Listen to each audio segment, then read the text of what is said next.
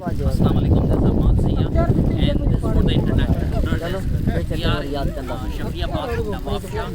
Our peoples are being impacted by the flood, or you have seen the kids, no chappals, no sandals at all, or still the animals have been sickened by the flood. Please kindly do help us. और अब अपने पाकिस्तानी भाइयों के लिए आप देख सकते हैं शफियाबाद नवाब शाह के अंदर, हालांकि बहुत दूर का रास्ता नहीं है। सलमान भाई, हम सब लोग, तमीर भाई, हसीब भाई जो हमें लेके आए हैं, तमीर भाई बना रहे हैं। तो ये तकरीबन 200-250 लोगों की आबादी है यहाँ पे। माशाल्लाह एक चीज़ बड़ी अच्छी है, मुझे सुन के अच्छा लगा। काउंटर सिटी का स्कूल बना हुआ है।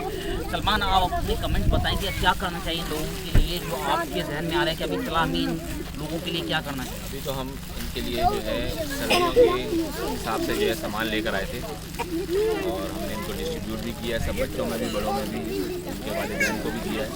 और अब इनकी डिमांड ये है कि कम से कम हमें एक कमरा बना के दिया जाए और उस कमरे की लागत जो है वो कम से कम भी 25 से 30 हज़ार के दरमियान। अगर कोई साहिब हैसियत जो भी लोग हैं तो वो अगर बनवाना चाहें, इनको बना के देना चाहें 30 से 25 हज़ार रुपये, तो वो काइंडली देख लें कि अगर आप कोई ज़कात फितरा वगैरह या इस तरह की कुछ देना चाहते हैं या कोई भी डोनेशन करना चाहते हैं, तो इनको कमरे बनाने के लिए 25 से 30 हज़ार की लागत है। वो एक कमरा बनेगा जिसमें मियाँ बीवी और 2-3 बच्चे, क्योंकि इन सबके साथ 2-3 बच्चे लाजमी हैं, तो वो रह सकेंगे, सर्वाइव कर जाएंगे।